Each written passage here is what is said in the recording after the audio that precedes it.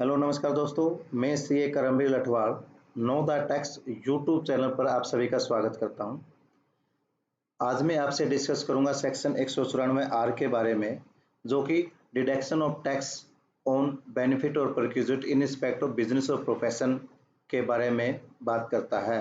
और इसी से रिलेटेड गवर्नमेंट के द्वारा एक सर्कुलर जारी किया गया, जो कि सर्कुलर नंबर 12/2022 है और 16 जून 2022 को जारी किया गया था। आज की इस वीडियो में हम इन दोनों के बारे में बातचीत करेंगे।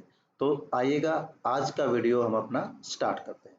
तो दोस्तों, सेक्शन 194 आर, जो कि फाइनेंस एक्ट 2022 के द्वारा जारी किया गया था, यह सेक्शन 194 क्यू के बाद इंसर्ट किया गया, जो कि 1 जुलाई 2022 से लागू होने वाला है। यानी कि जो अभी 1 जुलाई 2022 आने वाली है, इस डेट से यह सेक्शन लागू हो जाएगा। तो आइएगा इस सेक्शन के बारे में जाने हम पहले कि सेक्शन क्या कहता है। Deduction of tax on benefit और perquisite in respect of business और प्रोफेशन, यानी कि बिजनेस और प्रोफेशन में किसी व्यक्ति को बेनिफिट और कोई भी परक्विजिट प्रोवाइड किया जाता है बिजनेसमैन के द्वारा, तो उस पर भी 1 जुलाई 2022 से टीडीएस डिडक्ट करना होगा। किसके द्वारा? बिजनेसमैन और प्रोफेशनल के द्वारा। तो इस सेक्शन का सब सेक्शन 1 क्या कहता है? Any person responsible for providing to a residence, यानी कि कोई भी सर्विस या कोई भी बेनिफिट या परक्विजिट यदि हम किसी रेजिडेंस को प्रोवाइड करते हैं तो ये सेक्शन तभी एप्लीकेबल होगा। नॉन रेजिडेंस को कोई भी बेनिफिट प्रोवाइड करेंगे तो ये सेक्शन एप्लीकेबल नहीं होगा। एनी बेनिफिट और perquisite whether convertible into money or not arising from business or the exercise of a profession by such residents shall, before providing such benefit or perquisite as the case may be, to such residents ensure that tax has been deducted in respect of such benefit or perquisite at the rate of 10% the value or aggregate of the value of such benefit or perquisite। यानी कि यदि कोई व्यक्ति किसी residents को business और profession से related कोई भी बेनिफिट और परक्विजिट प्रोवाइड करवाएगा तो उस पर 10% के हिसाब से टीडीएस डिडक्ट होगा। आगे एक प्रोविजो दिया गया, provided that in case of where the benefit or perquisite as the case may be is wholly in kind or partly in cash and partly in kind, but such part in cash is not sufficient to meet the liability of deduction of tax in respect of whole of such benefit or perquisite, the person responsible for providing such benefit or perquisite shall, before releasing the benefit or perquisite, ensure that the required to be deducted has been tax required to be deducted has been paid in respect of the benefit or perquisite।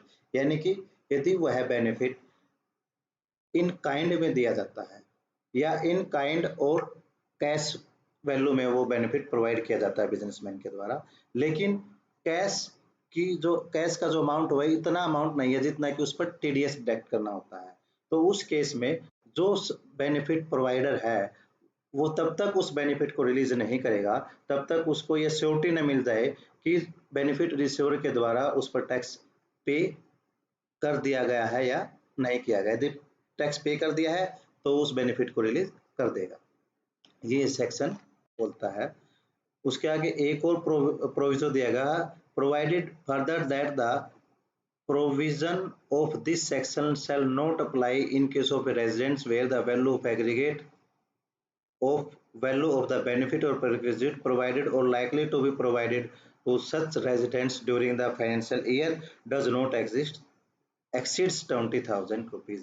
यानी कि यदि वो benefit 20,000 से ज्यादा का नहीं है पूरे साल फाइनेंशियल ईयर में, तो भी इस सेक्शन के अंतर्गत उस पर टीडीएस डिडक्ट नहीं होगा। Provided also that the provision of this section shall not apply to a person being in individual और एचयूएफ, यानी कि जो इस सेक्शन के प्रोविजन है वो इंडिविजुअल और एचयूएफ पर केवल तभी लागू होंगे तब उनके बिजनेस का, यदि वो बिजनेसमैन है तो उसके बिजनेस का टर्नओवर 1 करोड़ रुपए से ज्यादा, और प्रोफेशन के केस में 50 लाख रुपए से ज्यादा है। किस ईयर में, जिस ईयर में वो बेनिफिट और प्रिक्विजिट प्रोवाइड कर रहा है वो बिजनेसमैन, उससे पिछले साल का हम ये टर्नओवर चेक करेंगे। यदि एग्जाम्पल के लिए माने कि यदि हम आज की डेट में ये बेनिफिट और प्रिक्विजिट प्रोवाइड कर रहे हैं और उसकी वैल्यू 20,000 रुपए से ज्यादा है, लेकिन उस इंडिविजुअल और एचयूएफ का 31 मार्च 2022 को जो ईयर समाप्त हुआ है, उस केस उस डेट को या उस ईयर के लिए उसका टर्नओवर 1 करोड़ से कम है या प्रोफेशनल केस में 50 लाख से कम है, तो ये सेक्शन अप्लीकेबल नहीं होगा। यदि टर्नओवर 1 करोड़ से ज्यादा है या बिजनेस प्रोफेशनल केस में 50 लाख से ज्यादा है, तो ये सेक्शन अप्लीकेबल हो जाएगा। उसके बाद सब सेक्शन 2 क्या कहता है, यदि ये है काम, इस सेक्शन को अप्लीकेबल करने में कोई प्रॉब्लम आती है तो बोर्ड क्या करेगा, इनकी सिबिलिटी क्या करेगा, कोई गाइडलाइंस इशू कर सकता है उस डिफिकल्टी को रिमूव करने के लिए। और जो भी गाइडलाइंस इशू की जाएंगी वो पार्लियामेंट और यानी कि पार्लियामेंट के जो भी हाउसेज हैं, बोथ हाउसेज, राज्यसभा और विधानसभा दोनों में रखी जाएंगी। रखने के बाद वो गाइडलाइंस पास होंगी और वो इनकम टैक्स अथॉरिटी पर और पर्सन जो प्रोवाइड कर रहा है उस बेनिफिट को यानी कि उस बिजनेसमैन पर अप्लीकेबल होंगी।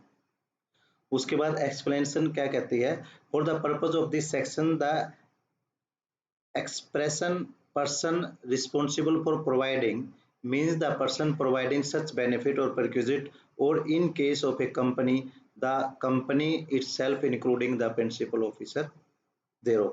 यानी कि यदि कोई इंडिविजुअल और एचयूएफ है तो उस केस में वो इंडिविजुअल या एचयूएफ का करता इस सेक्शन के अंतर्गत डिडक्ट करने के लिए लायबल होगा। और यदि जो एसएससी है पर्सन, वो कंपनी है या पार्टनरशिप फर्म है, तो उस केस में उसका जो प्रिंसिपल ऑफिसर है उसकी लायबिलिटी होगी इस सेक्शन के अंदर टीडीएस डिडक्ट करने की। उसके बाद ये तो था सेक्शन के बारे में कि सेक्शन 194 आर क्या बोलता है, ठीक है। अब इसी से रिलेटेड एक सर्कुलर जारी किया गया, सर्कुलर नंबर 12/2022, जो कि 16/6/2022 को जारी किया गया था। इसका सब्जेक्ट था guidelines for removal of difficulty under sub section 2 of section R 194 R of the income tax act. ये सर्कुलर है, आप यहाँ पर जाके इस सर्कुलर को देख सकते हैं, डाउनलोड कर सकते हैं, रीड कर सकते हैं। ये सर्कुलर लगभग 7 पेज का है और इस सर्कुलर में 10 क्वेश्चन दिए गए हैं और उन क्वेश्चनों के आंसर भी दिए गए हैं। हम इस सर्कुलर को नहीं पढ़ेंगे, हमने इस सर्कुलर को ध्यान में रखते हुए कुछ एग्जाम्पल बनाए हैं, यानी कि आज हम एग्जाम्पल के थ्रू इस सर्कुलर को समझने की कोशिश करेंगे कि एग्जाम्पल क्या है। तो आइएगा देखते हैं कि एग्जाम्पल क्या क्या है, किस तरीके से कब हमारी लायबिलिटी होगी इस सर्कुलर और इस सेक्शन के तहत टीडीएस डिडक्ट करने की। सबसे पहला कॉलम है इसमें पर्टिकुलर, फिर एग्जाम्पल 1 2 3, ठीक है। पेयर कौन है, एबीसी लिमिटेड, एबीसी लिमिटेड, हर एग्जाम्पल में पेयर हमारा एबीसी लिमिटेड रहेगा और रिसीवर हमारा चेंज होता रहेगा, यानी कि residence person, residence employ, residence person. आगे कंडीशन भी हमारी चेंज होती रहेंगी। पहले केस में क्या है, पेयर एबीसी लिमिटेड है, सेकंड में रिसीवर कौन है, रेजिडेंस पर्सन है। बेनिफिट कितने का प्रोवाइड किया गया, 75,000 का, जो कि 2 जुलाई 2022 को इस रेजिडेंस पर्सन को बेनिफिट दिया गया। ये सेक्शन अप्लीकेबल होगा या नहीं होगा, सेक्शन अप्लीकेबल होगा, यस। टीडीएस किस अमाउंट पर डिडक्ट किया जाएगा, 75,000 पर। टीडीएस किस रेट से डिडक्ट होगा, 10% के हिसाब से। कितना टीडीएस बन गया, टीडीएस का अमाउंट 7500 रुपए। रीजन क्यों ये सेक्शन अप्लीकेबल होगा, क्योंकि एक्सीड्स एग्रीगेट अमाउंट ऑफ ₹20,000। यदि ये बेनिफिट 15,000 का होता है, 20,000 से कम का होता, तो ये सेक्शन अप्लीकेबल नहीं होता। सेकंड केस में बेनिफिट रिसीवर कौन है, रेजिडेंस एम्प्लॉय, 75,000 का ही बेनिफिट है, 2 जुलाई को बेनिफिट दिया गया, अप्लीकेबल नहीं होगा ये सेक्शन 194 आर। क्यों नहीं होगा, क्योंकि एम्प्लॉय के केस में सेक्शन 192 अप्लीकेबल होता है और सेक्शन के तहत ही टीडीएस डिडक्ट किए जाते हैं। Third example, pair ABC limited, residence person, 45,000 रुपए का बेनिफिट प्रोवाइड किया गया 2/6/2022 को और 10,000 रुपए का बेनिफिट दिया गया 15/7/2022 को। ये सेक्शन अप्लीकेबल हो जाएगा, कितने अमाउंट पर टीडीएस डिडक्ट होगा, 10,000 रुपए पर।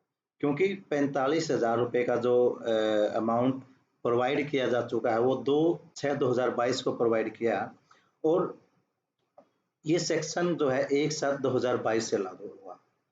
तो रीजन क्या हुआ इसमें, एक्सीड्स एग्रीगेट अमाउंट ऑफ ₹20,000। तो 20,000 की जो लिमिट है वो 1 अप्रैल से लेकर पूरे होल ईयर की काउंट की जाएगी, यानी कि 1 अप्रैल से 30 जून जिस टाइम पे सेक्शन एप्लीकेबल ही नहीं था, उस ईयर के लिए भी उस पीरियड में भी जितना भी हमने अमाउंट पे किया है वो उसको भी 20,000 की कैलकुलेशन के लिए कंसिडर किया जाएगा, क्योंकि इस केस में 20,000 रुपए की लिमिट 30/6/2022 से पहले ही पूरी हो चुकी है। इसलिए 1 जुलाई के बाद से हम 1,000 रुपए का बेनिफिट दें या 1,00,000 रुपए का बेनिफिट दें तो इस सेक्शन के तहत टीडीएस डिडक्ट होगा। उसके बाद एग्जाम्पल नंबर 4 क्या कहता है, रिसीवर कौन है, रेजिडेंट पर्सन। कितना अमाउंट रिसीव किया गया, 75,000 रुपए का, 24/10/2022 को रिक्विजिट प्रोवाइड किया गया on the occasion of Diwali. तो इस केस में भी सेक्शन एप्लीकेबल हो जाएगा, 75,000 रुपए पर 7500 रुपए टीडीएस डिडक्ट होगा। उसके बाद रेजिडेंट्स एम्प्लॉई रिसीवर है, 75,000 रुपए का ही बेनिफिट हमने प्रोवाइड किया 24/10/2022 को और ओकेजन ऑफ दिवाली। तो इसलिए इस केस में ये सेक्शन एप्लीकेबल नहीं होगा, क्योंकि जो एम्प्लॉई को बेनिफिट प्रोवाइड किए जाते हैं उस केस में टीडीएस जो है 192 सेक्शन के तहत टीडीएस डिडक्ट होता है। उसके बाद एग्जाम्पल नंबर 6 में क्या कहते हैं, रिसीवर कौन है, रेजिडेंस पर्सन।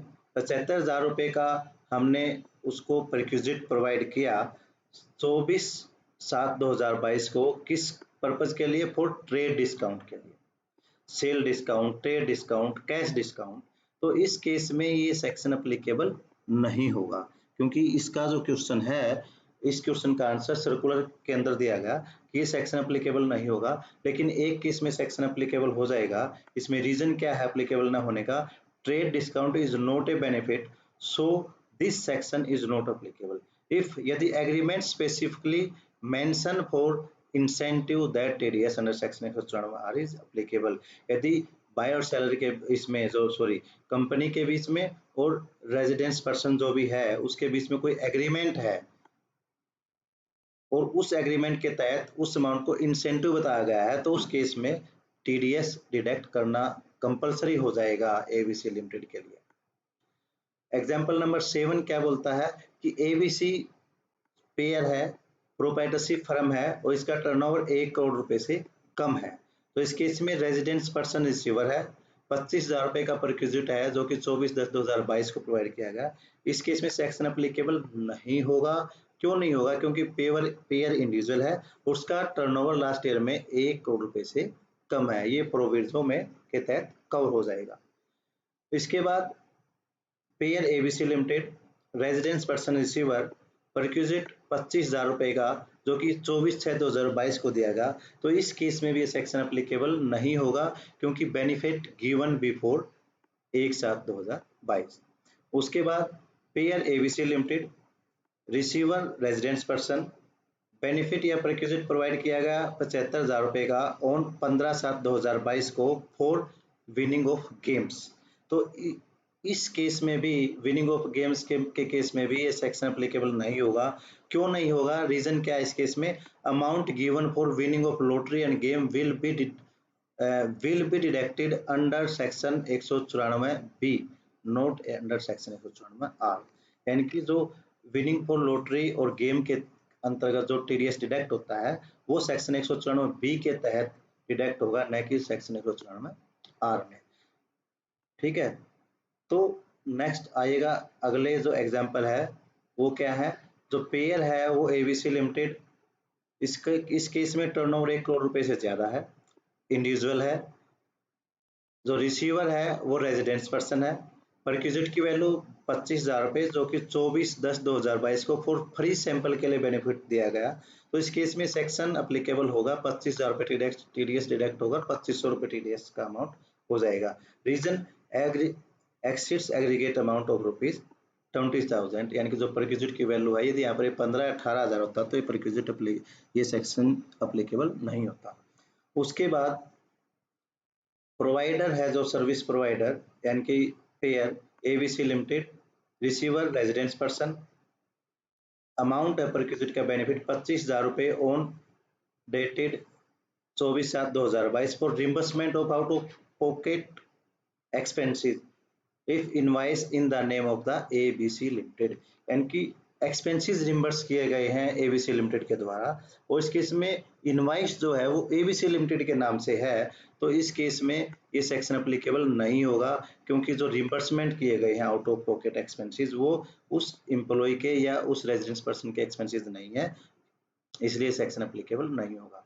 लेकिन इसी के दूसरा केस देखें तो service provider pair ABC limited, receiver ABC मतलब रेजिडेंस पर्सन मिस्टर एक्स, 25,000 रुपये का ही अमाउंट है, लेकिन और इस केस में एक्सपेंसेस रिम्बर्स किए गए हैं, लेकिन इसमें एक फर्क है, जो बिल या इनवाइस रेज किया गया है वो मिस्टर एक्स के नाम से इनवाइस रेज हुआ है, तो इसलिए सेक्शन अप्लीकेबल हो जाएगा और 25,000 रुपये पर 25 रुपये टीडीएस डिडक्ट होगा।